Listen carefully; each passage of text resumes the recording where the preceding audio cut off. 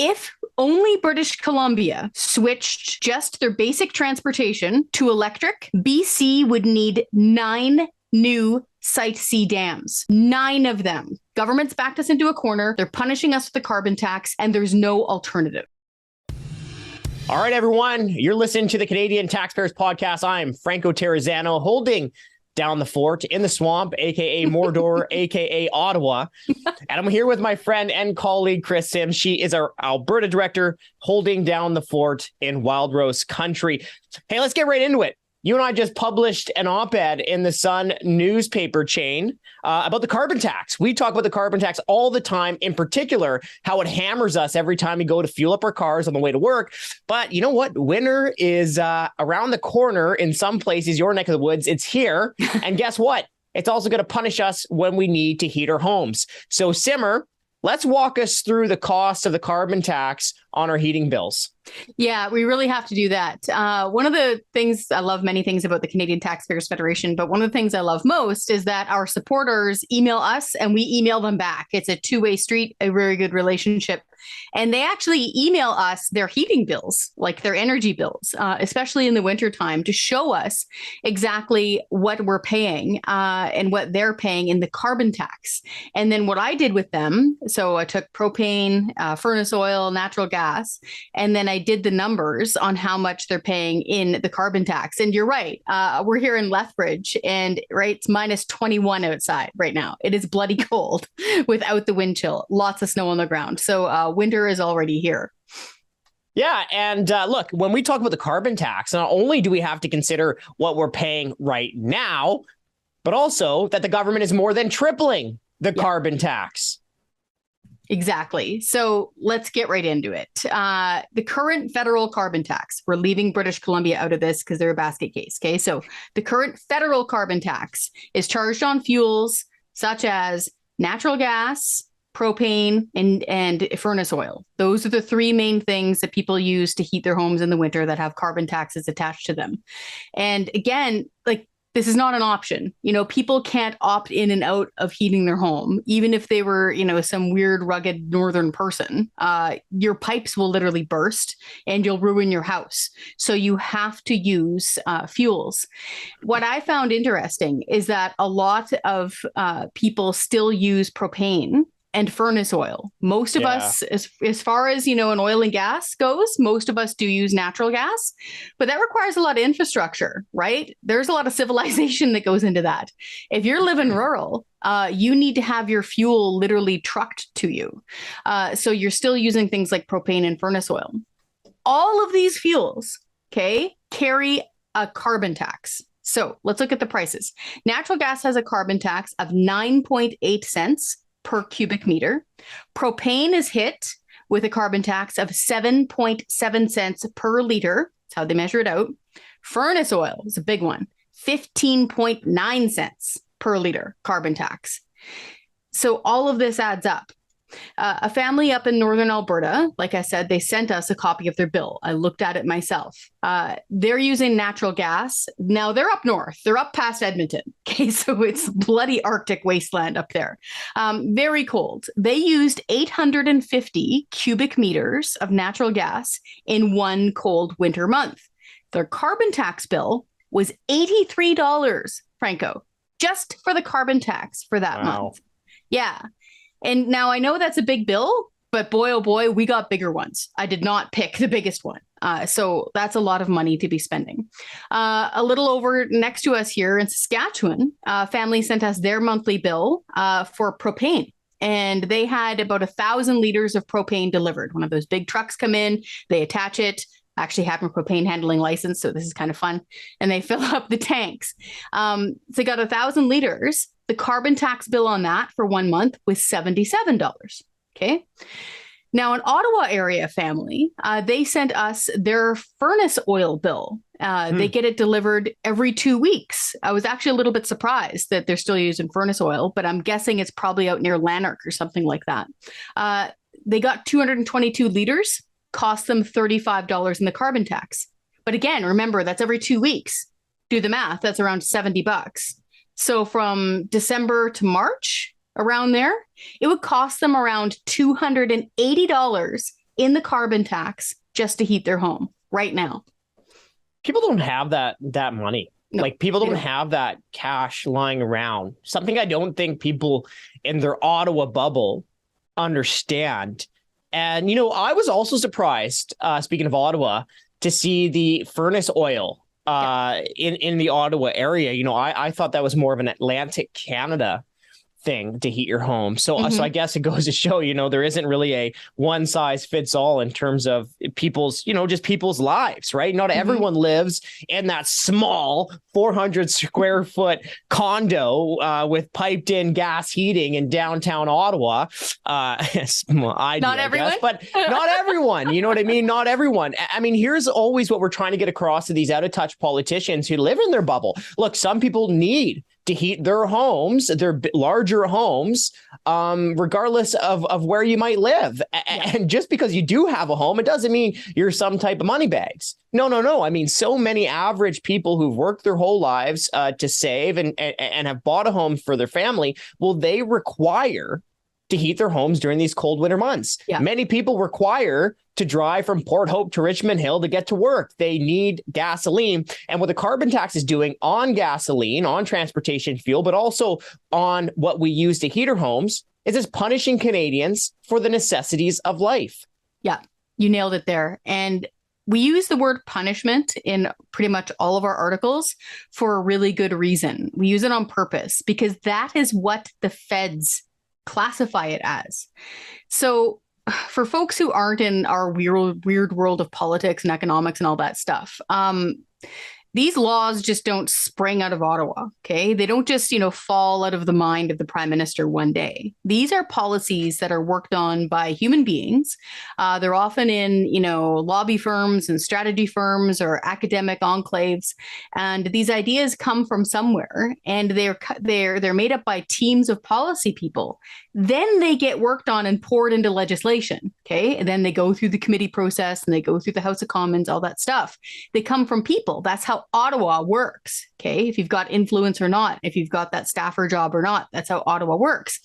And one of the architects of the Trudeau government's carbon tax is a man named Elliot Hughes. Now, he's not people in the game. They say, hey, leave civilians out of this. He's not a civilian. He was a full-on policy wonk within the office on Parliament Hill. So, and it says so right on his CV. He's right out there. So Elliot Hughes is one of the architects of the federal carbon tax, okay? He's a policy guy. He's not an MP, okay? But we debated him a while back on the News Forum channel, and he explained out loud that the carbon tax was indeed a punishment for the bad behavior of using oil and gas. Listen to this. Doing things like introducing a carbon tax is part of a broader plan that the government wanted to bring in and bring to Canadians to try and tackle some of the challenges that we face today, but are certainly about to face down the road. And so a carbon tax is the most efficient, the most sort of fair and an effective way, in a market-based way, to essentially punish sort of poor behavior, and that's the use of fossil fuels. This is about providing predictability to the business community. So the idea that, we know, the business community knows what the investments and what the charges are going to be from carbon pricing over the next number of years allows them to price that into their business decisions. Because right now, Canada's in a race with other countries in terms of attracting investment into our country. And we have some challenges around that we need to face up to. But that predictability is going to be hugely important for those companies in the years to come. Chris, I'll let you respond to that. I know your organization that you represent does, generally speaking, address the taxpayer. But on a business level, do you think this new taxation will be an incentive? Do you think it will be attractive? Or are people saying, we've had enough, out we go? Of course, it's a horrible disincentive. It's great predictability, not having a carbon tax in the first place. That's a nice baseline for predictability there. And we take issue with the idea that people using oil and gas is bad behavior, and they need to be punished for doing so. People need to heat their homes, they need to get to work, and they need to eat. And as we have outlined, people who are middle or lower income don't have fancy options and alternatives away from oil and gas. It is the lifeblood of our economy. I challenge anybody on this panel or anybody watching to look around their room right now. Find me something that is not either made directly of oil, produced by oil and gas or delivered to them using oil and gas. It is next to impossible. And the idea of taxing people for using something that essential is ridiculous. Again, this is a senior policymaker. Okay. He's an architect of the carbon tax and how it is implemented in Ottawa, in Canada. That's the same carbon tax that hits every fuel we use to get around, to deliver our supplies and our food, and to heat our homes. Let's dive a little bit deeper. Okay. Right. We all know that the carbon tax is driving up the cost of living at the worst possible time right now. But the big tax bill that we're already paying is about to get a lot worse as the carbon tax goes up, as they bring in a second carbon tax. Right now, the current carbon tax is about $50 per ton. Yeah. It's going to more than triple to $170 a ton. So Simmer, can you just break down how this big tax bill is only going to be getting bigger? Yeah, I don't like any of this. I like doing the math and breaking stuff down, but this is the part I dislike the most because it feels so grim, and we have to tell people that worse news is coming. But yeah, unless we tell them, we're not going to be able to fight it, and we're not going to be able to fix this. Okay, so let's look at those same bills just for clarity, because we have the same volume and the same amount of fuel being used. Okay, so that Saskatchewan family with the propane, with the 1,000 liters of propane per month, they're going to have to pay about $260 for a month just for the carbon tax. So again, fast forward less than 8 years from now, the year 2030, we got a carbon tax of $170 a ton. That same family using the propane is going to be $260 poorer per month just in the carbon tax. The Alberta household, the one up north past Edmonton with the natural gas bill, they're going to have to hand over about $280 in the carbon tax for 1 month of winter warmth. And that elderly Ottawa couple that are using the furnace oil, they're going to have to pay about $834 extra, Franco, in the carbon tax just from December to March.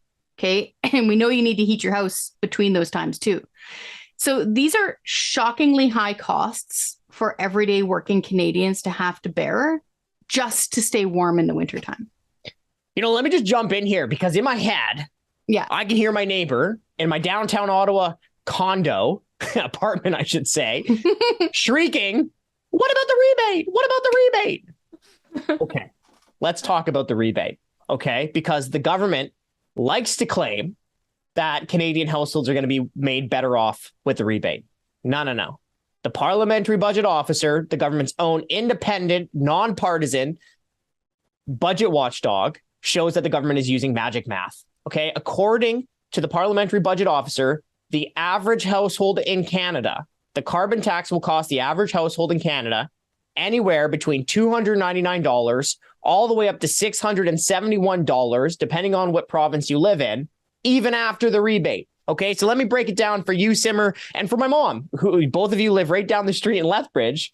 For you, for the average Albertan household, the carbon tax will cost you $671 this year, even after the rebate. That net cost is only going up as the carbon tax goes up. So if you see on TV, if you hear one of your politicians, even if you hear one of your neighbors who unfortunately may have been watching some misleading statements from our government, if they say, well, what about the rebate? You say, no.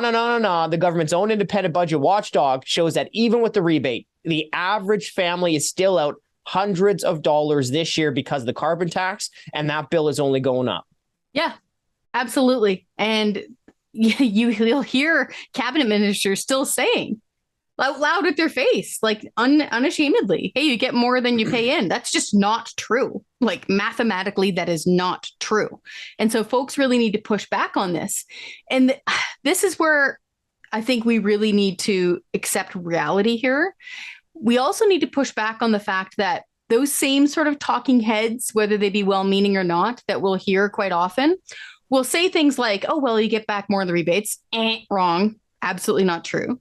Two, they'll often kind of say something flippant, like, oh, well, just switch to an alternative. If you don't like the carbon tax and you don't like having to pay it, switch to an alternative. Stop. What? What alternative? This is the answer that they never give us. Where is the affordable, abundant, available fuel that we are all supposed to switch to avoid the carbon tax. Now, I hope it's okay for me to share this with people, but you and I are both Star Trek fans, right? We don't have dilithium crystals to switch to. It would be super nice if we did, because I think everybody would if they could do it tomorrow, but we don't. They got nothing. We don't have an alternative, affordable, abundant energy source that we can simply switch to. Okay. So for those who are saying, it doesn't exist yet, or we need to build to the future, or, futuristic hydrogen will somehow help us here, that does not keep our homes warm right now. It does not help us with the carbon tax right now.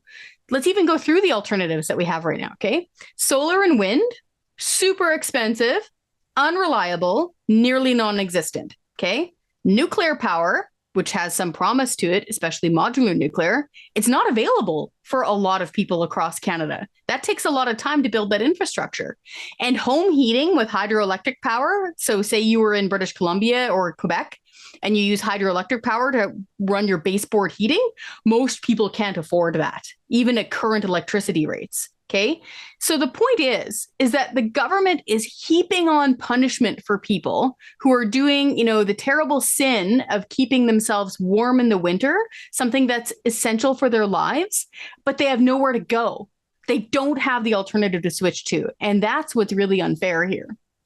Yeah, that needs to be stressed. There aren't these alternatives for people to get to work, right? Or really to heat their homes. This is the necessities of life. So it also needs to be stressed that the carbon tax is driving up the cost for Canadians at the worst possible time, where people are already struggling to put gas in their car or ground beef in their grocery cart. And look, the carbon tax is only going up. Then there's a second carbon tax coming in next year through fuel regulations. And oh, by the way, there are no rebates at all with the second carbon tax. So that's just more costs. Now, Chris, you've done a really good job talking about these alternatives, but I know you also have some analysis in your back pocket about some of the math that's going on in British Columbia. So can you just share that before we wrap up?